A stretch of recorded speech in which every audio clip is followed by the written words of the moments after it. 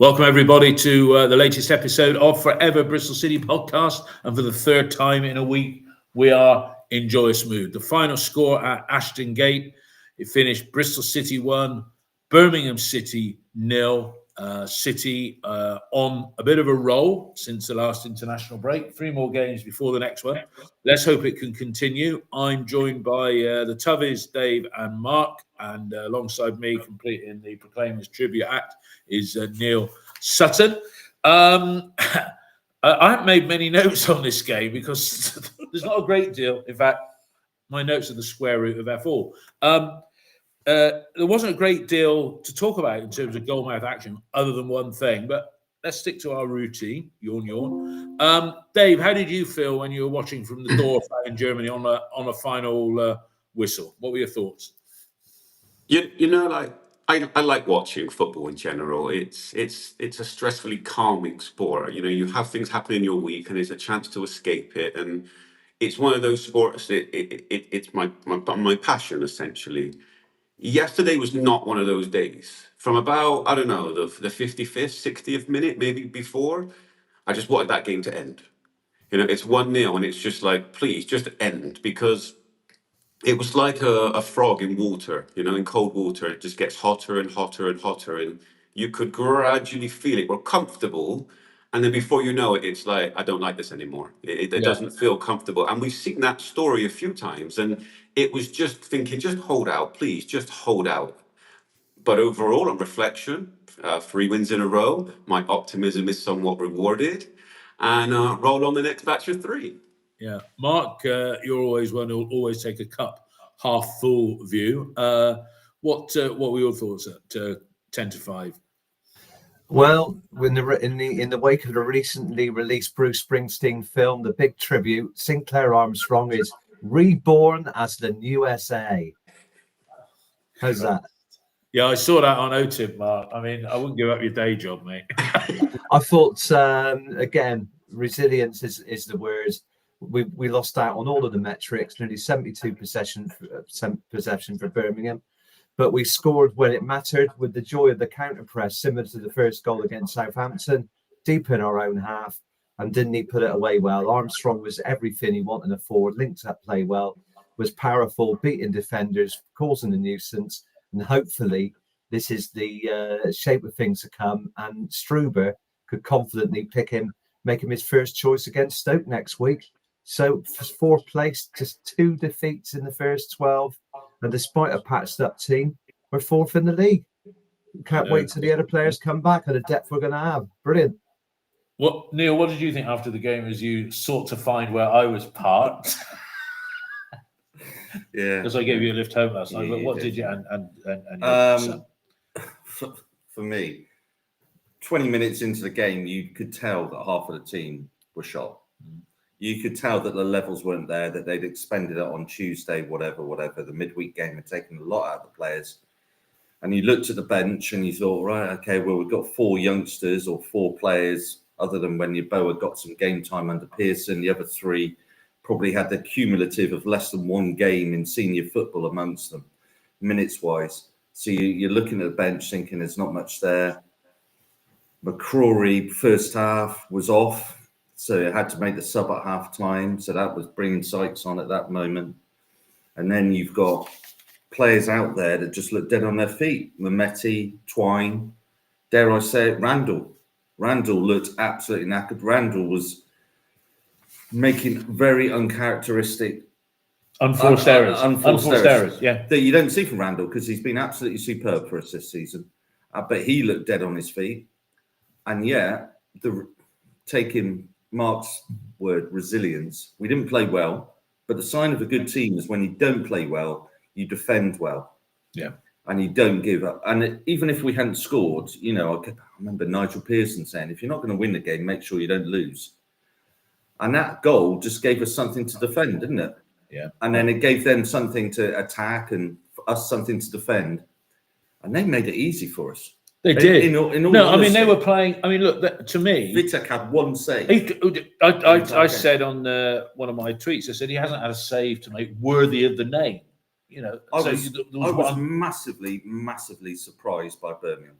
Yeah. I just thought, you look at their bench, you look at their squad, there's quality there throughout that team. And yet they played this horseshoe. Well, it was horseshoe, Manning. It was long Manning ball to the extreme. yeah, but long diagonals. Tanner, immense. Atkinson, immense. Dickey, immense. only improved as the game went Yeah. on. First half, but they made it easy for us. Yeah. They really did, really, innit? But fantastic result. I did not see second half. After about 50 minutes, I'd say, Dave. And I'm thinking, right, we've conceded possession here. 40. We really going to defend for 45 minutes? And yet we did. And No, we we were comfortable with that. Fair play to the defence because we were comfortable with it.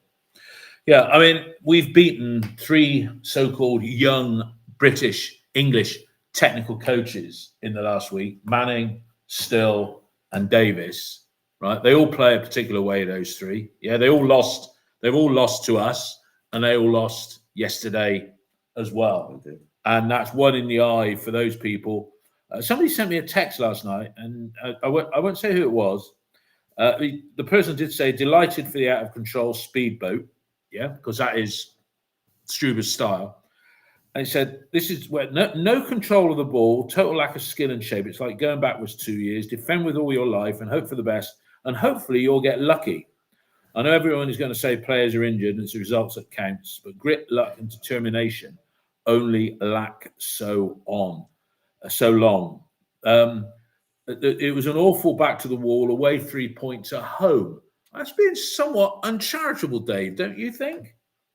I think so. I think you have to add a lot of context to it. Yesterday was not a game for the Wild Stallions. I've had to change some of my opinions as what footballers can do over the last year. I remember when I first came on the podcast, I would say it's their job, 3 games in 7 days, no problem. I don't think like that anymore. Yesterday you could see the way we'd set up. It wasn't about pressing deeply in their half because he knew that the players didn't have the energy for that. So it was sit in, stick to the philosophy, and the chance will come. The chances will be there, and ultimately it was about the ability to take it. Because what I saw yesterday was us sticking to that philosophy of win it, look to get forward, but on the understanding that the legs and the zip, it wasn't there from the beginning and it got progressively worse. Yesterday was one of those games in a season where you look out for 3 points. And in terms of Armstrong, I have to say with that text, I disagree completely because yesterday was a very different game from Armstrong. We often talk about his channel running. In the first half, he was exceptional at holding up the ball, buying a bit of time and finding the out ball. So I disagree with the speedboat comment yesterday because that was not what I saw from Armstrong at all.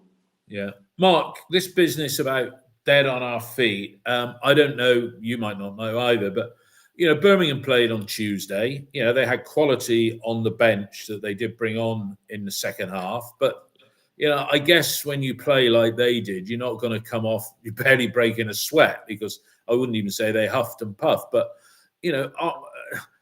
are our fitness levels questionable? And we come on to talk about injuries later on and the ability to bounce back from those. What are your thoughts on that point, Mark? I think it was just a different game plan. To be honest with you, I think it was defend deeper, counter press when necessary, instead of doing it higher up the pitch and expending more energy. So I think it was just about being sensible. We've only one fit specialist central midfield player. We don't want to lose any more players by spending the energy, and we just had a game plan to fit, and it's all about the results at the moment. We still haven't got our best side out on the pitch with the number of injuries we got. We won't have our best side until Luke McNally comes back, and Joe Williams won't be fit until next year either. So we'll be waiting a matter of a couple of weeks, possibly, for Max Bird and Josh Stokes, and we're still getting results. So it's all about the game plan on the day. So I wouldn't worry about what we did. It's how we executed the plan that we had. I don't think we got lucky. We worked to get that result. It was just that we didn't play with the energy that we did against Southampton. But then, did we need to? Yeah. Neil, your thoughts on sort of the stamina or lack of? I mean, is it the style of play that we play that it does take more out of the players.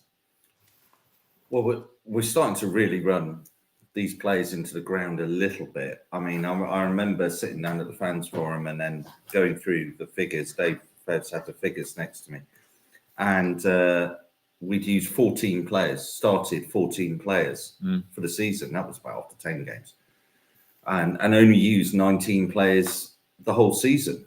And you're thinking, God, you run them into the ground a little bit, they're going to be fatigued. I mean, yesterday I just thought, thank goodness we don't have a midweek game. Yeah, that was it. They've got a week. No doubt today they've just had the day off, and it's just like just sit at home, do nothing. And it was a back to the wall performance, really, with it. But I mean, that defense, and that's our 5th clean sheet in the league. That's pretty good. And realistically, we don't look like we're going to concede a lot of goals. I look at other teams coming, and we're playing other teams. I think, good teams, But defensively, we are good. We are good. That first 12, we set up, and if teams play through us, they have to score. That goal that Southampton scored against us, really good goal, and the speed through the middle and all the rest. That's what teams are going to have to do. If they're going to score against us, they're going to have to. We're not going to make mistakes at the back. We're not going to, make it easy for any team to come at us and actually score goals. And if that's the case, then we're always going to create a opportunity. Yesterday was on one shot on target, and we got it. But you say about teams carving us open, and Southampton did with an excellent goal.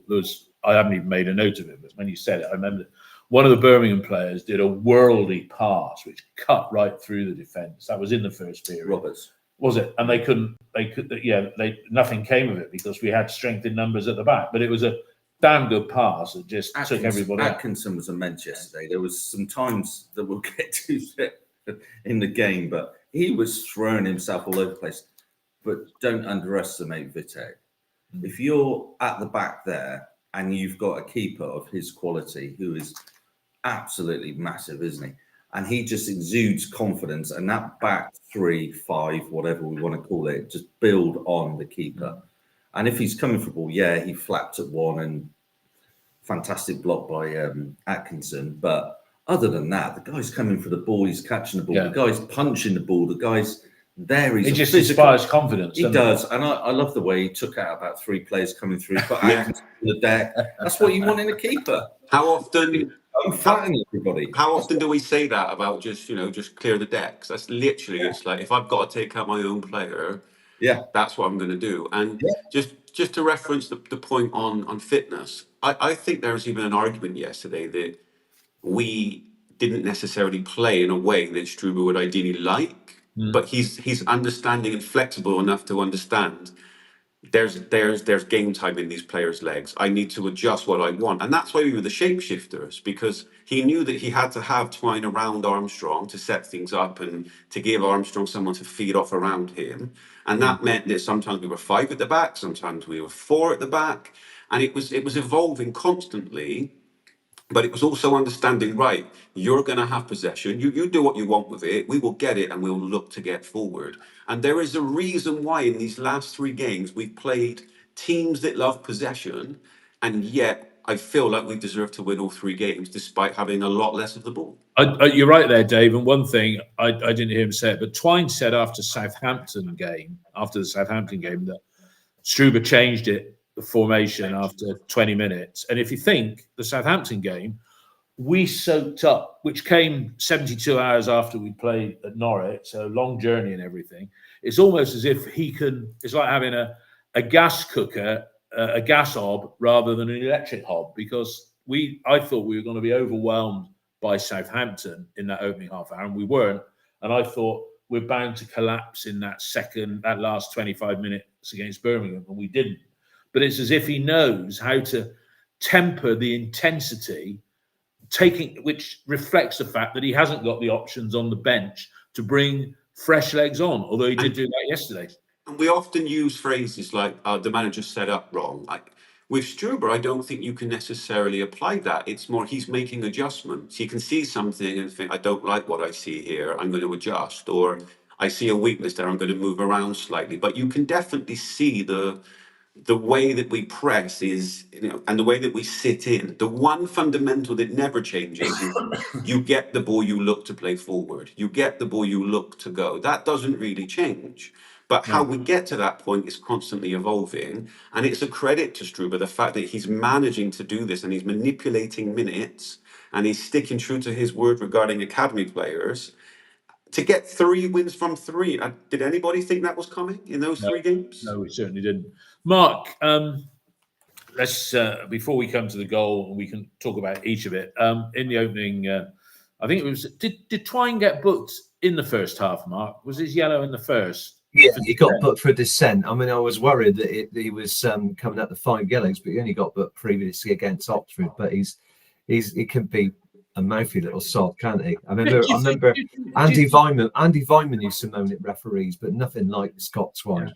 He tends to be looking for a foul, doesn't he? I mean, there was one incident. There was 2 incidents yesterday. He when he gets a genuine takedown, referees aren't going to get it. His reputation's going to go before him. And if he was wide player, I'd be having a word in his ear and say, "Cut the crap." When you really need one, they won't give it, and you've been genuinely fouled. I mean, is that an aspect of his game that he needs to improve, do you think? Yeah, absolutely. I mean, he's obviously looking to win fouls close to the D, directly in front of the goal. But he's got to remember he's not refereeing the game. He's got to take the referee's decision and just get on with the game. Referee isn't going to change his mind just because Scott Twine asked him or thumps the pitch or berates him, or gets angry. He's going to get a booking. And if he kept on talking, he's going to get sent off and cost us a game just through a stupid dissent. So just concentrate on what you're good at. Pass, linking up the play, justify your fee and stop being a show pony who's a mouthy little sod. Do more on the pitch. And in fairness, let's counter that because I'm a critic. I was made to eat my words in midweek. But Chappers makes a point here. Apart from the yellow and the 2 dives, he thought Twine ran his socks off pressing yesterday, and you've got to say he put in a lot of effort.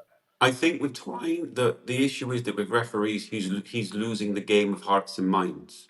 And for them, yesterday, Kumas came on in the second half, and the referee had made just a decision that I'm not going to give anything. I don't care if it's a foul. I'm not going to be tricked. It's almost like the referees have had a conversation. If Twine goes down, you don't give it. And I have to be honest, I'm watching when he goes down, and I have no idea if it's a free kick or not because I've seen him try to buy so many. And it's going to take time to turn that around. And the first thing you need to say to him is, don't go down. Stay on your feet. Just stay on your feet. Stay on your feet. Because if you go down, you're not going to get it.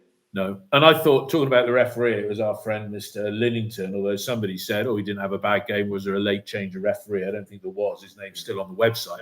I thought he got better as the game went on, to be honest, because there was a couple of questionable decisions in the first half, I thought. But then as the game went on, when Birmingham were bearing down on our goal in front of another 3,000 bank of away fans cheering them on, some of their players went to ground quite easily. And I thought I don't think they were pens, but he just sort of waved away and stayed play on with it. Let's move on to. Can I make a point about the yellow? That yellow. Well, yeah. Talk about the yellow. Viner. Before yesterday, 4 yellows in 6 games for dissent. He's had a real problem. Someone's had a word in his ear to say, Zach, 1 more, you're suspended. So shut up. And you can tell sometimes yesterday, we're like, no, I'm not going to say anything. And I think that's Twine's 3rd off the top of my head. Second, I think it's 3rd. We agree. I'll agree to disagree if I got it wrong, but I think it's his 3rd. But then with it, I think there's an element of in the first half as well. He got tackled again, and he was still complaining.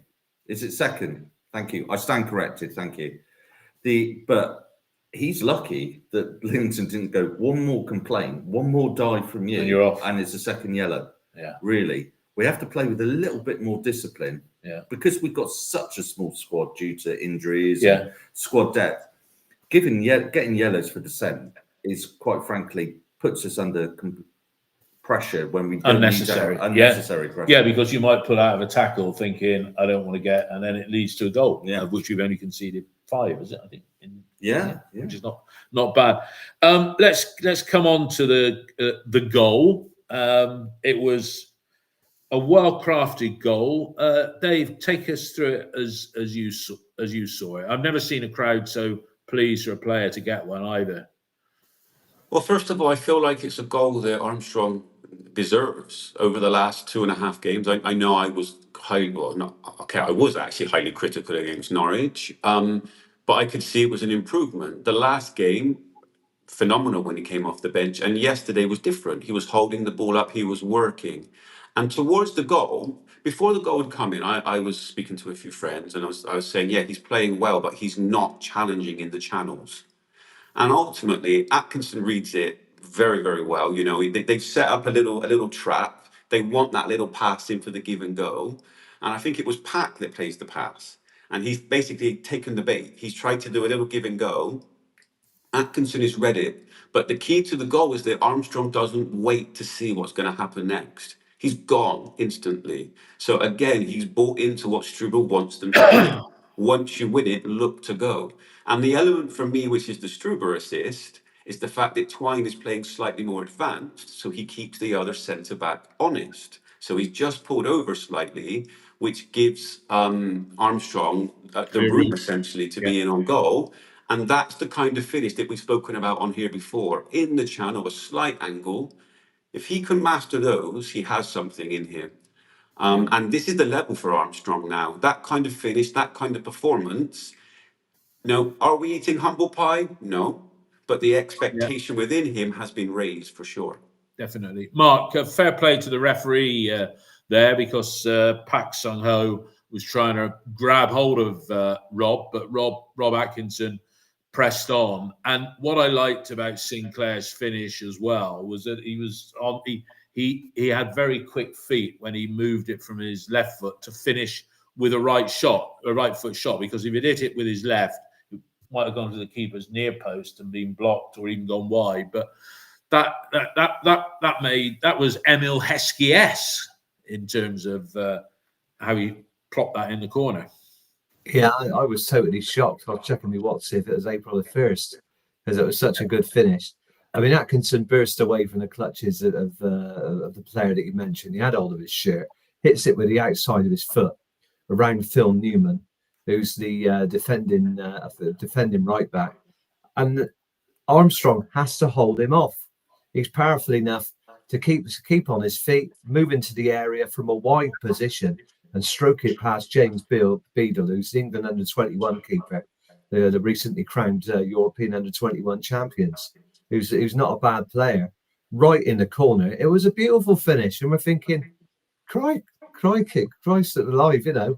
Sinclair Armstrong, not only could he make a few decent touches, stand like a standard lamp against Southampton and deflect the ball onto the post for Twine to score, but that was a bloody good finish. And he had a lot of work to do when he received the ball. But what a great play from Atkinson. Again, the counter press in action, wins the ball deep, Atkinson, bursts away from the defender and makes a telling pass similar to Rob Dickey around the defender. But Armstrong's away. He hasn't got any support. He has to do it all on his own. And that was a Premier League quality finish. Brilliant. I mean, Armstrong, how influential do you think what Tinian said about him at the fans forum? I mean, somebody put on it, he looked like put a flamethrower up his ass. He suddenly realised he can't coast along. But I mean, defensively, he did well. I made a note yesterday, as he did against Southampton, when they were putting the pressure on. He was up there, Famara Diédhiou-esque, heading the ball out, bullet header away. But his overall contribution yesterday, and okay, if you're only going to get 60 minutes out of him, if he plays 60 minutes like that, and we got him and Reece, it does make the. And we're saying we got a striker crisis. We're second highest scorers in the bloody division. He's got to do better generally in his game. He's played a number of seasons with QPR. He's come to us. I mean, Semenyo, when he came back, the comparisons with Semenyo when he came back from Newport, he looked like lost in headlights as well for a period, and then it clicked over a certain time, and hopefully they clicked. For me, the goal was all about he was able to run on the ball and play the ball and get his body shape done all on his right side to a certain degree. And he is very right-sided, obviously. No left foot.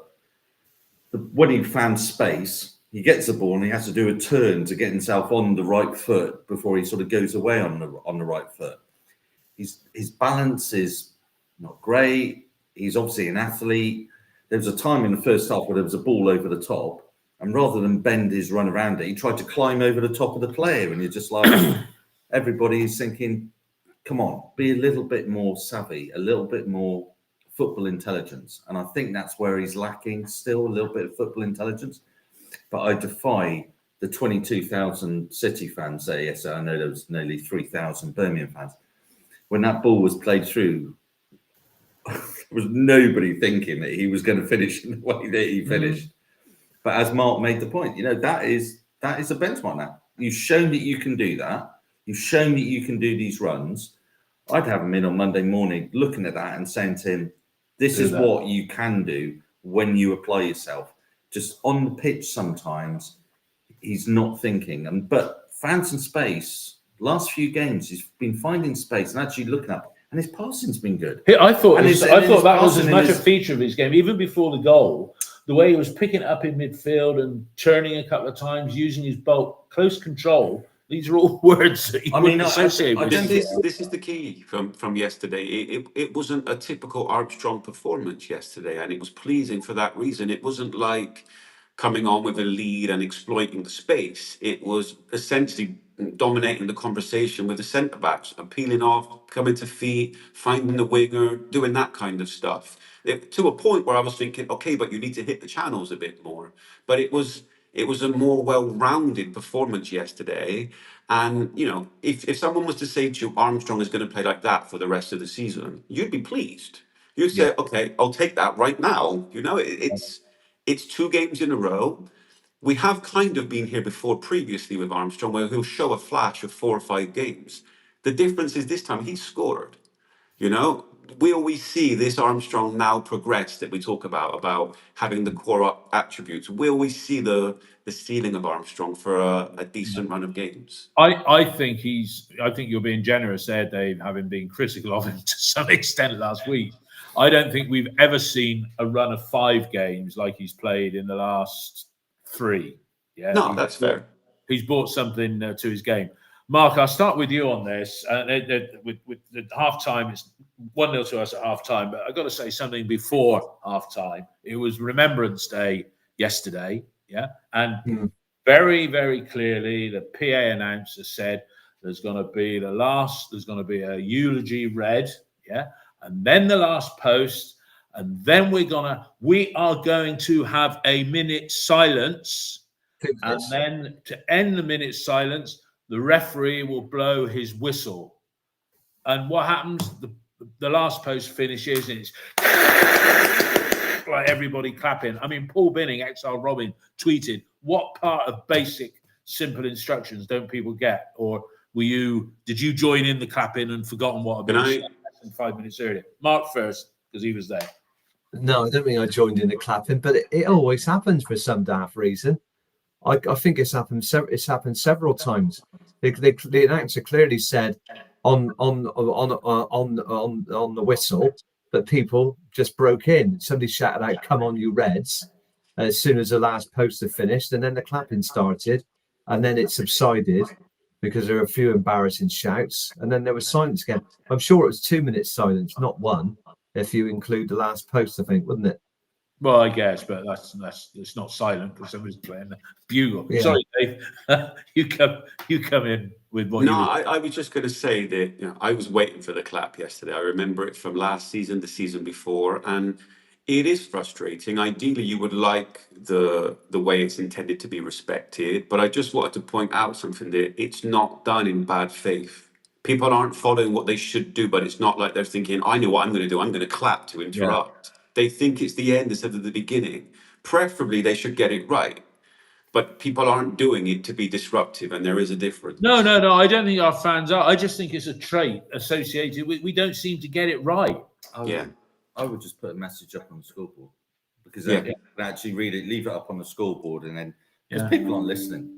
People aren't listening. No. For me, yesterday, I have absolutely no idea why we did it yesterday, because we've got Blackburn on the 4th, and remember, it's the 11th. Yeah, no. And we're doing. I can't remember a time. Maybe- where we've done it the maybe- 25th of October. No, it was early. I I mean, mean, what are we going to do on the 4th? I can't imagine that around the country, all the games. I don't think yesterday- any of them did it yesterday. No, why did we do? I it on don't the know. 25th I of don't know. October? Maybe we can ask Yeah, Tom. there's no game. There's an international break, isn't there? On Yeah, but we've got Blackburn on the 4th. But still, yeah, you're absolutely right. Ken Goodman on the text feed he said, Dave, I agree. But the service people marched off, which they did. When the clapping started, you heard some sergeant major going left, right, left, and they all started marching off to the corner. So it was a little bit shambolic, but a minor blip on an otherwise fine day. Into the second half, I don't think I sit in the lower Lansdowne, and I don't recall swiveling on my butt to look towards the end we were attacking as little as I did yesterday. It was like the Alamo, and the person I took to the game, my friend Hussein, I texted him and I said it was a bit like the Alamo, and he said, well, I wasn't going to say that to you sort of midway through the second half, because in the Alamo, the good guys, they fell and they lost. But Dave, it was one-way traffic, wasn't it? But with little threat on the goalkeeper. Yeah, I know we had there was the Twine chance from a Randall pass pretty early on, but beyond that, I don't remember too much in that half in terms of attacking. And like I said at the start, it was a half that at the beginning of it was, we're comfortable here. They're not offering anything, but it just got like this sinking feeling of I didn't enjoy the half at all. No. It was just building up to that crescendo of not again, please not a goal at the end of a game after suffering this much. And I have to be honest, when the full-time whistle went, it was a relief. But no, in general, it really felt like a back to the wall. And I have to compliment the crowd in the stadium, because they understood what was happening as the game was progressing. They understood that the side was struggling and they really needed something. And I could hear it. You know, the volume increased, the support increased, and we talk about the 12th man often. I think it was there in that second half yesterday. Yeah, Mark, I think I'm right in saying you sit in the lower Lansdowne along. Yeah, sit to the right of you, W16. Yeah, you're to the right. You towards the south stand. Then no, you are towards the south stand rather than So you're over that side. So you were sort of craning your neck the other way. I mean, it was a rear guard action without being desperate. And a number of times we cleared the ball, we seemed to clear it straight back to their players. You know, we had great difficulty just easing the pressure, didn't we? Yeah, I mean, despite I think they had about 29 crosses, and we had about 7 or 8 in the whole game, and their touches in the box were superior. XG, all the metrics, they were superior, apart from the goals on the score sheet. But they didn't really offer anything apart from, I think there was a poke from Damari Gray. There was a header wide when the guy was facing the wrong way. Vitek really had little to do, and you've got to give credit to Atkinson, made some great blocks again. Vitek's positional play is tremendous. I mean, that guy's going to save us a bunch of points this season. And also credit to Mark Sykes, who made a great goal-saving touch on the back post where he cleared it away. We've criticised Sykes' defensive play in the past. I remember he gave the goal, got the winner away against Swansea last season, and he's done that before. But no, people like seeing good defensive play, but we don't often see City win 1-0. They've done it twice now in the last 3 games, but it's not something we see very often. It's very difficult to win 1-0 in the Championship. And I was thinking, as the game dragged on, are they going to snatch a goal in the final minutes? Are we going to cough up a goal? But we didn't look like we were going to concede. But yeah, we need to find a way to hold on to the ball longer. And I think part of that problem was when Armstrong went off and Mayulu came on, he was utterly hopeless up Yeah. front, giving the ball away deep, not holding play up, and you're looking beyond Armstrong. He was just hopeless, and hopefully he'll be out the door in January if he carries on like that. Well, somebody. But with Reece injured, will he have to come on again next week against Stoke, or is Reece? Reece going to be back in You contention? talk about him coming on. I mean, Ollie Thomas, Struber gave him some minutes, and 45 seconds, I think it was. Was it? All right, fair enough. He still went over to the corner and did the cheers. But I think the thing is, if you bring on a young Ollie Thomas, inexperienced, who's hungry, he's going to show a level of commitment that, since we're talking about Mayulu, he didn't do himself any favours. I know he was one of the first to congratulate Armstrong when he came off at half time. And the camaraderie around the whole squad is there for everybody to see. And as somebody else put on the text feed, they like it that Struber says, "My boys," as opposed, that's very refreshing, as opposed to this group of players that sort of very impersonal. Sorry. Yeah. Tanner, last 2 games. Wow. Yeah. Absolutely fantastic. He's a quiet lad back there. Yeah. He's not one that's going to, like the Atkinsons, like the Dickies, that you're going to look at and think, he stands out or whatever. Yesterday, his aerial ability blimey, he was climbing like Ronaldo on some of those aerials. He was fantastic yesterday, really, in a back to the wall. When you want Tanner just to defend, he's a good defender. Yeah. I can't think of many pickups. I mean, we picked him up from Carlisle. But he was on Man United's academy. Yeah, so but how many? Their academy's got hundreds of players now. So you say Man United academy, some of them just disappear into non-league football. But this is a guy that we picked up from League 2, and yet now he's got to be close on to 150 Championship appearances. I mean, in terms of money spent, 300 grand. Allegedly. Yeah, that's with the add-ons. So I think the initial was only about 175 or something like that. This guy has been absolutely immense. In the last 2 games, wow, really good. That's Scienza for Southampton, who scored again yesterday for him. Fantastic player. Tanner played in his pocket. Really, not in his pocket, because he was cutting in and he hit the crossbar in the second half.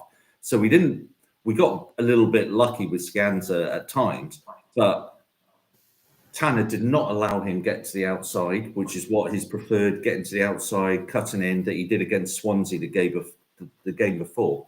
Tanner played him extremely well, one-on-ones. He's developed a resilience, but aerially as well, he's been a little bit, in previous seasons, you think they're going to target him, they're going to boss him, he's going to be, physical, in his face. Now he puffs his chest up there, and he's going in, and he's winning those aerial challenges in a way in which fair play to him over the last couple of years.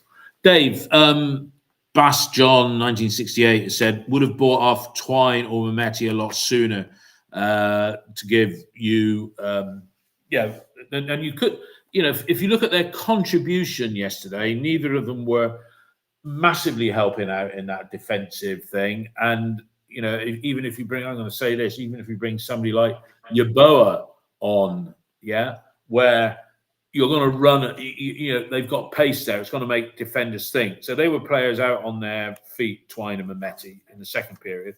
But Mehmeti, lucky to stay on the field from some people's perspective, because he got a yellow card. I mean, what was the incident that led up to it? And it was an off-the-ball altercation, wasn't it? Just a quick sidebar on Tanner. He shut me up somewhat in the last 2 games. I think he's been really outstanding, and I hope he continues this aggression when we play teams where he has to have more of the ball. Because if he keeps doing that with the ball that we've seen little snippets of in games, well, no complaints from me. Really, he shut me up. I didn't think he had this level in him, and if he keeps at this level, I was wrong. Simple as that, and I'm very happy to be wrong in this situation. In terms of your question, the Anis situation, there was an incident. I can't remember who it was that went down on the ball. But the point is, both players have gone head to head with Anis, and in that moment, okay, it happened. It's the moment when Anis swipes him. You just can't do that, and he's very fortunate that the referee is looking in the other direction, because once you do that, you're asking for trouble in terms of red cards. And for me, it's a lack of discipline. in terms of the question you asked, it wasn't the game for him yesterday. You know, Armstrong's earned the trust game after game, and I agree the players were exhausted. But when you looked at the options, Fally was on a high into nothing. He was terrible, but being the lone guy up front is never the situation for him. No. And he's just too small. The backs to the wall situation, it's not the moment for him to be in the 10 role. So he's not going to be offering that creativity. And it's basically just being a body there. So I don't feel like he would have added anything extra coming on sooner yesterday. And it's just one of those situations where you ask your best players to get the job done for as long as humanly possible. And Yeah. I also think it shows the fact that he doesn't necessarily trust you in that situation for more minutes. Do you guys think I'm being too harsh there by using the word Let's trust? go first. Mark, you put your words in there, and then Neil wants a word as well. I'm just looking for something that Dave Fev said on the OTIM to do with Mayulu, which sort of mitigates some of the criticism. But Mark, what were your thoughts on it's your end of the pitch, if you like, but the other side? I know there's no question in usability and use work rate, despite his small stature. I mean, he played an effective role, 60 odd minutes in Sheffield United as a left wing back in that 4-1 win, and we weren't complaining about him then. I think the problem with you is he looks more effective in the 4-2-3-1, and since we switched formation, I think that's really affected his ability. So I think his best position is probably a 10. But yeah, maybe it wasn't the best game for him yesterday when it was our back to the wall. But he gives everything.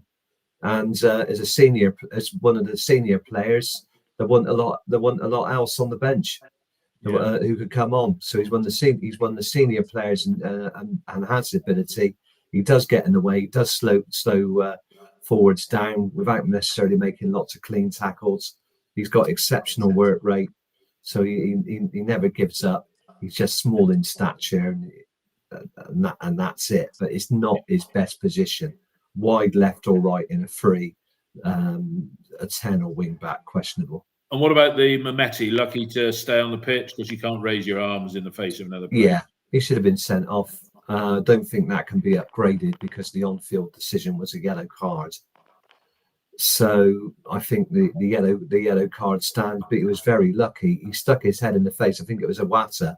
Armstrong went down on the ball, trying to go through, again, like Neil said, he tried to go through a player, I think, didn't he, really, instead of trying to go round him. And there was this stupid off the ball incident. And why Mehmeti's getting involved, I don't know. He squares up to the guy, goes nose to nose with him, and then there's handbags, and then he raises his hand and pushes the guy in the face. Yeah. Now you can't raise your hands to an opposing player, and that's a sending off offence. He was very lucky to stay on the pitch and get just a yellow. Don't do it again. Your thoughts, Neil? Well, Armstrong was dead on his feet. He was knackered, but we kept him on, and it was like 66 minutes, and I thought he was coming off for about 10, but it's a measure of where we were yesterday with the bench that we kept Armstrong on for as long as we did. So he went through, ran into players, fell down, clutched the ball almost, it's the type of thing in rugby, they just you've held on to the ball. That's it. That was it. Yeah. He was almost like fetal type, crouching there. They tried to.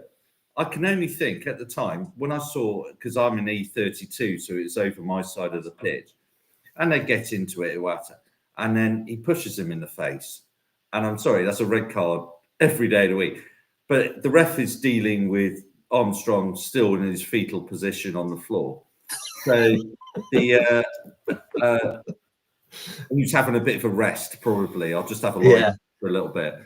And I really thought the ref was going to speak to the linesman, because the ref clearly had not seen what's happened. So I'm not quite sure. The linesmen are mic'd up, obviously, but whether the linesman's he must have seen it all. The ref didn't see it. Then he's turned around, the ref, and by that stage, it's all sort of calmed down between Iwata and Mehmeti, and Mehmeti's probably I went a bit too far there. And I thought the ref, knowing that he hasn't seen what's happened, would go and speak to the linesman and then come across.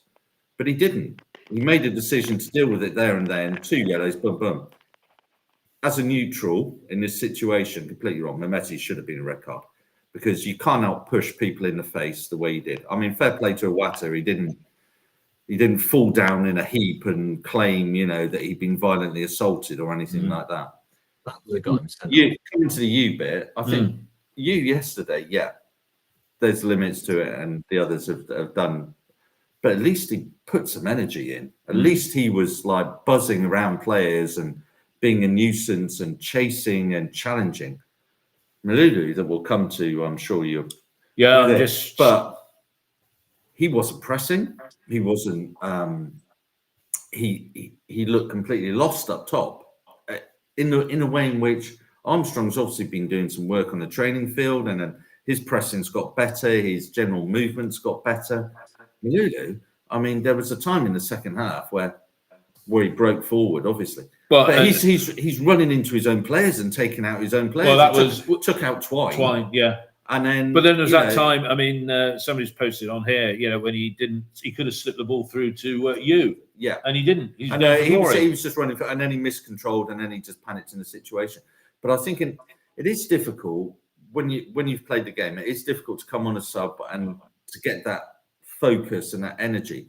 But he just didn't do the basics. He just didn't do the basics in that situation. It didn't look like he knew what he should be doing in that. And going back to football intelligence, Armstrong has obviously been working on his football intelligence, because I'm not sure there's too much intelligence with Armstrong, full stop. So he's obviously worked on his football intelligence. But Malulu, yesterday, when he came on, it was like playing with 10 men. Yeah, it really was like playing with 10 men with him up there.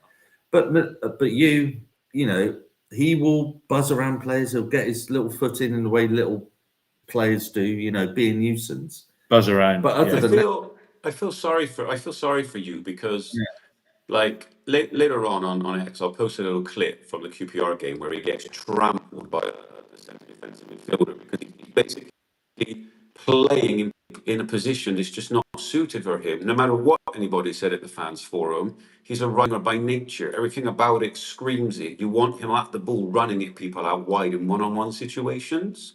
And that's the issue for him. We're essentially trying to get him into places that he's just not natural for.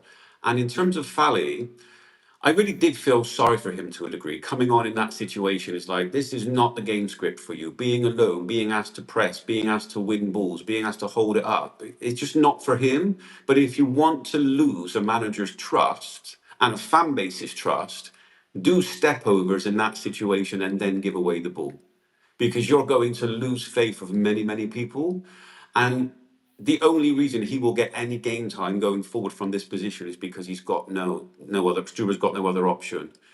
Thomas did more in that however many seconds than Fally did for his whole time on the pitch yesterday, and that's a slightly damning indictment, I think.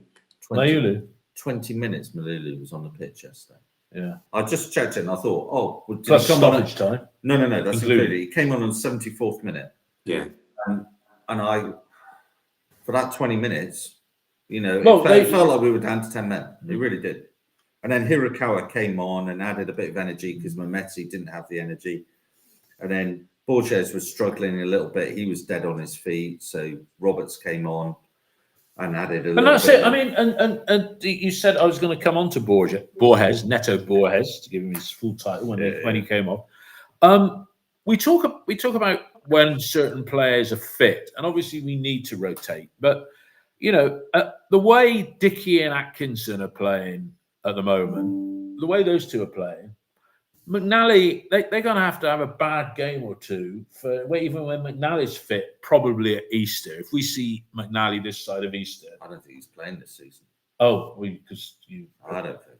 All right, but you look at Neto Borges, right? He played 35 games for Borough last season. Don't know why he didn't fit in with Rob Edwards' plan. But the way he's been playing, Pring's not going to walk straight back into that team, is he, Mark? Would you agree with that view? Yeah, I'd agree with that view. And he's given his balance. His left-footed player on the left, and works very well with Mehmeti. A great cross for a goal at QPR.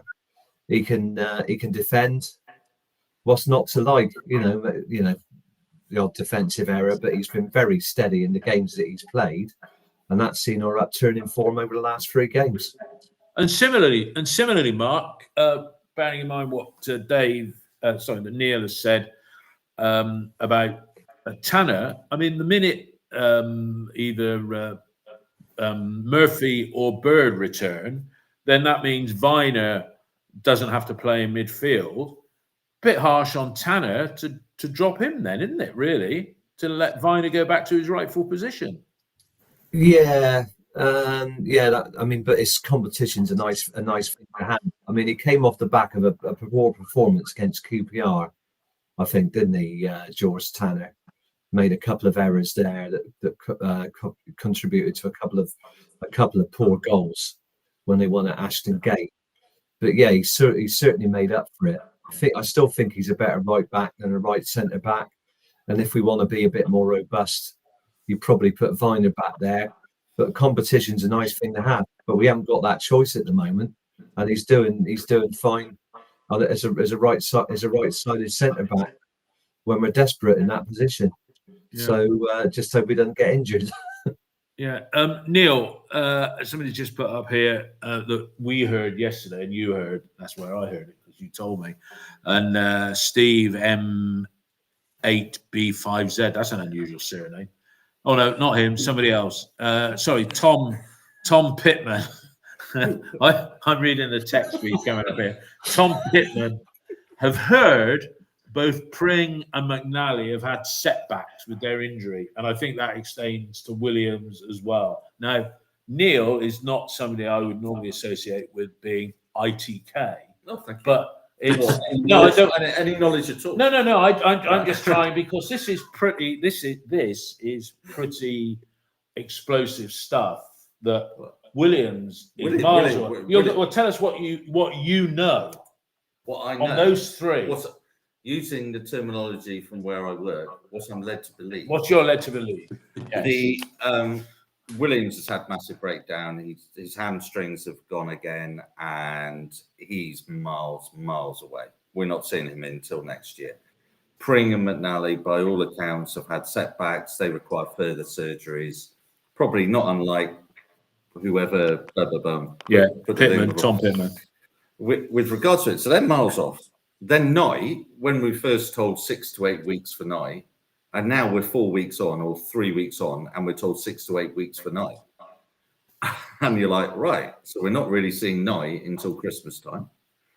So I think with all of those injuries, they're not going to get any better. We are where we are, really, with those squad, the long term. The closest one's probably Bird, but Stokes broke his metatarsal, didn't he? I was at Fulham when Stokes, the guy stood on his foot and he broke metatarsal, and that was 3 months. Pring coming back. I said to you yesterday, the thing about Borges, he's been a fantastic loan signing. He's really helped us out, actually, in that position. And he's been really good pickup for us. But Pring's availability is rubbish nowadays, isn't it? That's the thing. But would I prefer Pring? Yes. Defensively, offensively, physically, I think Pring, just an on-form fit Pring, gives you a lot more dynamic in that left wing back position in Borges. But Pring's fitness, last few seasons, it's just not there. So we are where we are. Yeah, where we are. The left wing back. But these long-term injuries are long-term injuries. I don't think we're seeing McNally this season. Don't forget, we had this with Atkinson, didn't we? It was nearly 2 years before we saw Atkinson. It's obviously a bad ACL. The surgery hasn't worked. There's always an element. Same surgeon we're using? Oh, who knows? I mean, it's all private, isn't it? But I mean, basically, with it hasn't. When did he go? February, wasn't it? Yeah. Did it in February, and he's nowhere near. And the other Williams, I mean, he's been a disaster, hasn't he? Really. if you look at sort of had 6 years of pay from Bristol City, and by the time he gets to the end of it, because he's probably, if we've had a third availability of his third of the minutes available out of the total. If you look at the duration of the contract. I did going back. Was it now 18 months, something like that, when he got his 3-year contract? And I did think at the time, what's he actually done to earn a 3-year contract when he was out of contract? And then you're thinking, the McGuane going to Huddersfield, albeit he got injured straight away. You lost in that area, and then Williams got injured. The Knight injury is evidently far more serious than what it first actually looked like. Probably not helped by being flogged to death in every game. And he's a very fit guy, and there are people with availability. I mean, Zach Viner, his availability is fantastic, isn't it? But the Knight injury is obviously a lot worse. The Williams injury is a joke. The Campering and the McNally injuries, they're not coming back. But defensively, we look all right. Midfield, yeah, but we're going to run it. But we're all hoping these players are going to be back. What the issue is for me, David, is under Pearson, when we had this bloated squad and we had this injuries, it was the academy that kept us in this division. Yeah. And now we've got all these injuries, these unavailable players and everything. They're looking to the academy. There's nobody there. And it's bare, isn't it? Yeah. Absolutely bare yeah. in relation to it. And we haven't got the players coming through. You might argue Knight LaBelle would be on the bench now as defensive, but he's obviously playing at Swindon and getting game time there. But where's Campbell Slowey? Where's he? Injured again. Goodness me. And it's just Okay. Dave, the injury thing, we called it the hamstring probability center and what have you. But the back in the day, you'd hear player, he's going to be out for a couple of weeks, and then you give him a reserve game. He's going to, if he was out for a month, he'd have a couple of games in the football combination, as it was back in the day, and then he'd be fit. I mean, there's no such thing as a short-term injury when Bristol City are concerned, is it? It certainly feels that way, doesn't it? It feels like, is it just luck? My question around the injuries would be, is everything being done to a micro detail to make sure that the scenario, the situation is right? To give you another spot in the Ryder Cup, you look at the little details that Luke went through to make sure, from the way they slept, their diet, their food, when they ate, making sure every single box is ticked. We seem to be getting that many injuries, and some of it, like the night one, it wasn't a surprise. Game after game, we're playing just too much in a seriously demanding position. But it just feels like we get so many key injuries. I don't know how we relate to other clubs, but right now we are in an injury crisis, and I don't know enough about injuries to say, is our injury department good enough? But it certainly feels like something is wrong at the moment. Yeah, okay. I hope everybody heard that. A few problems with Dave breaking up there, but I let it continue. Mark, we changed the medical team. When Liam Manning was there. I think they brought in, it's Tanner, Paul Tanner, isn't it? The new medical guy. But then there's other people in that team as well. I haven't done a comparison with other clubs, but we do seem to be having more than our fair share of injuries. Yeah, and this is some giant conspiracy theory. It could be down to bad luck. Teams have injuries, but we look at the fact that we seem to get lots of players out injured long term. I mean, is it the fact that we got a hybrid pitch? I think that's been discounted because there's no difference between that and 100% grass pitches. Is it the conditioning? Well, we changed the medical team a few times, and we still get the same results. Is it the way that players are going to challenges? I don't know. It just seems to happen to us. It could just be a coincidence, but I think culturally we like to look for conspiracy theories, and personally, I think it's just down to bad luck. Yeah, no, that's a fair comment. Okay, so thank goodness no midweek game this week, so everybody who's playing has a chance to catch their breath and recover. We're then back into a incredibly taxing sequence of 3 games in 7 days, not 3 games in 8. We're playing Saturday, Tuesday, Friday against Stoke away, Blackburn home, and Watford away, respectively. And then there's another international break, which again gives us some time to recover, with Swansea being the next home fixture. And big game at, I was going to call it the Victoria Ground, big game at Stoke next week, because they're behind us. I think your son told us in the car going home yesterday that there's no parachute payment clubs in the top 9 in the division at the moment. It's a very bizarre. After 12 games, I can't imagine that anybody would have called the top 9 in the division after 12 games. Well, I'm bottom of our 65-man prediction league with my result. But Stoke, I mean, we could look at the next 3 games, but let's just focus on Stoke just to wrap this podcast up. Mark Robbins in charge there, seems to be doing a good job. A manager that Steve Lansdowne has coveted over the years. What can we expect at Stoke, do you think? We've had some hard games there in the past, but we've also won. I think now we just need. You almost want to give that team yesterday 2 or 3 days off, and then get them in, or at least 2 days off. They looked absolutely shattered at the end, and throughout that game. Going into the Stoke game, do you know what? We're unbeaten away from home. Yeah, and in some ways, you know, we've been playing better away from home than we have at home. Every time I tried to second guess with this team, I didn't call Birmingham yesterday. So didn't call that result. Didn't call the Southampton result, particularly after 30 minutes. Well, 30 minutes. I don't think anybody in the ground thought, we'll comfortably come back on this second half and win the game. So you just don't know with this team at the moment. He's galvanised a small squad. They're very close. Almost in a sort of a Pearson type way, and actually, as a unit, they're playing well. But if Reece is away next week, who knows? Another week, I don't know how long he's out for.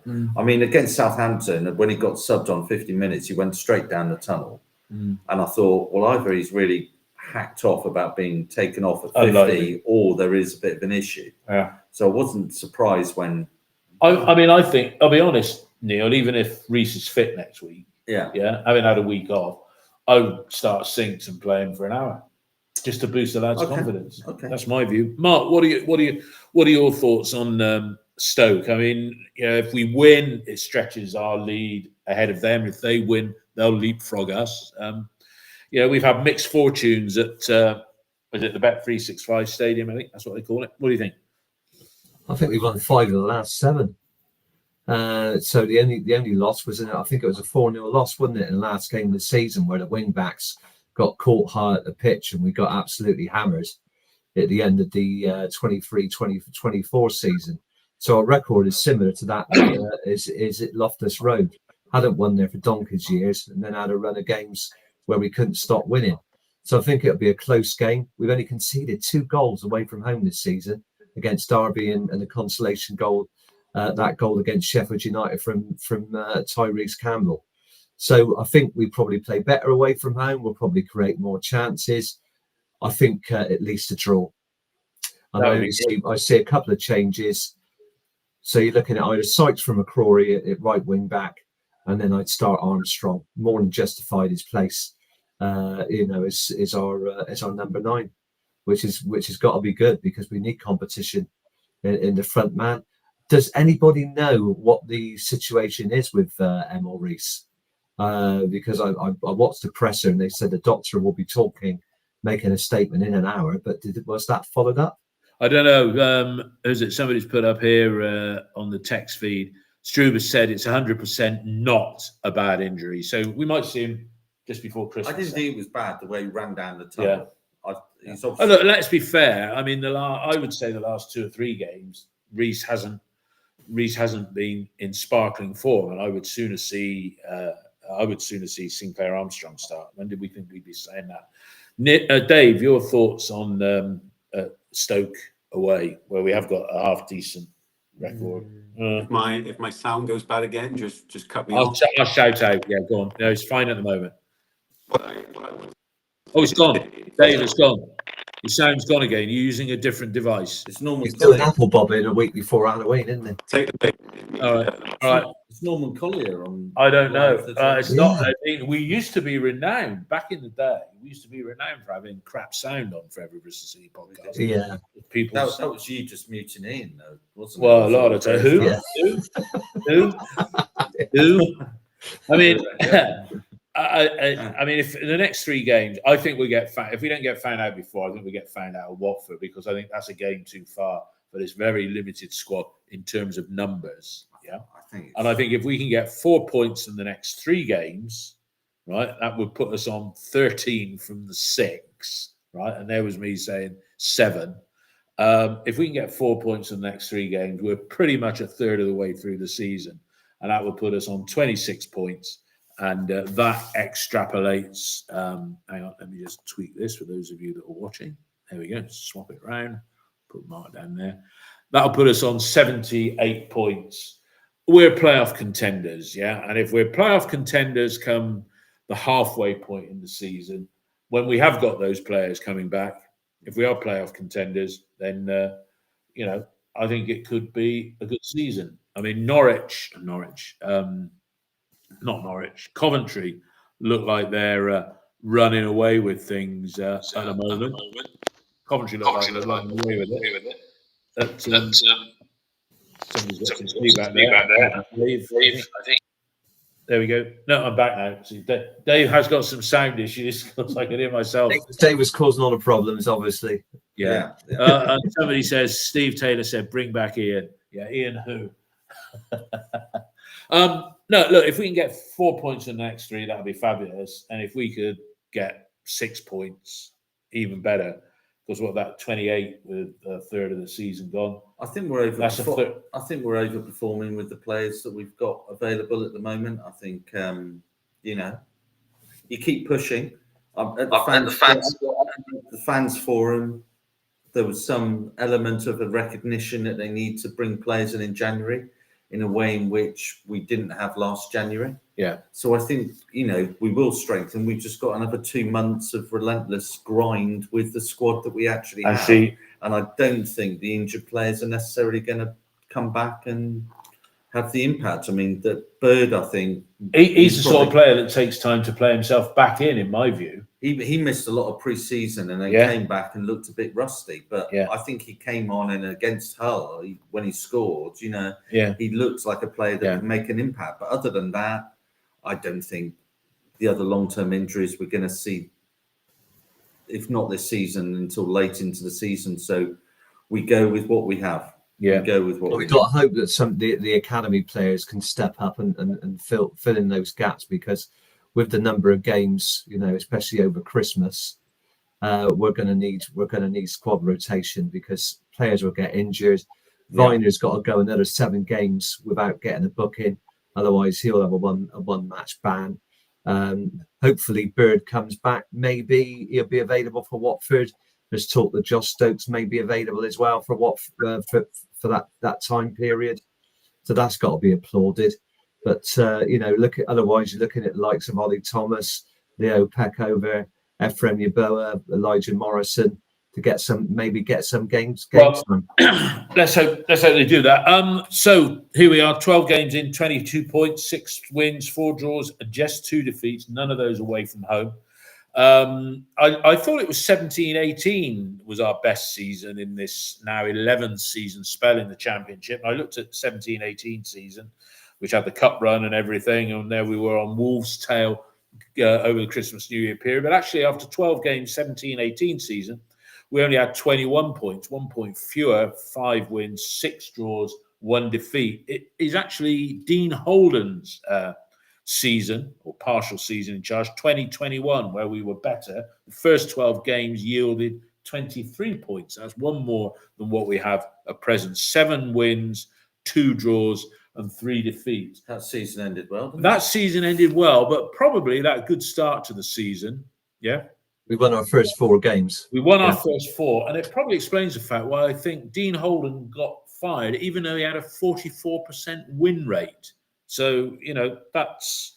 We weren't hiding to nothing. I mean, we went to Watford, lost 6-0. 6-0. No, I mean, it was... we literally fell off. Well, we fell off a cliff, as we did in 17-18 and 18-19. We were not great in the second half. But we got players to come back. And Mr. Lansdowne, I didn't see him in the stand yesterday. I got a feeling he was watching his beloved Bristol Bears get gubbed. Came on the pitch for Lewis Carey in the midweek. He did. First time I'd seen him on the pitch for years. But I think he may well have been at the rec watching his beloved Bristol Bears get. I think he's only as a tax exile. He's only allowed in the country a certain number of days a year. I think, isn't he? Yeah, but he could probably come in disguise and sit in the south stand. You know, nobody would know. He'd blend into the crowd. Actually, I mean, he's not. I didn't see any of these celebrities associated with Birmingham in the director's box yesterday. Tom Brady was nowhere to be seen. Jasper Carrott wasn't there then. No, Jasper Carrott wasn't there. Neither was that bloke Wagner, who's their chairman, not to be confused with the guy who was on Dave Wagner, who was on not Britain's Got Talent, or was it years ago? Oh God, no, Pop Stars. No, not Pop Stars. Not Pop Stars. Who's going to confuse those two? Yeah, no, I'm just joking. Wagner. Yeah. But I love. What was that? What was it? What was it all called? What was the quiz show? No. What was the other quiz show they did? The musical one, not The Voice. The X Factor. The X Factor. That's right, Wagner. Yeah. God, they had some right ones on there, didn't they? Do you remember Chico with Chico Time and all of that? I don't know. Cheeky Girls. Anyway, the Cheeky Girls, yeah.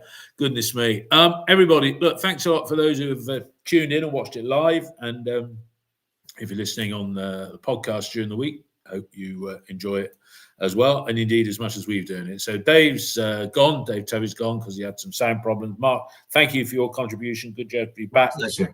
And Neil as well. And we will be covering Stoke away. I think we've settled into the routine of 9 o'clock Sunday morning, be at home or away. So everybody have a great week, and we'll see you all again next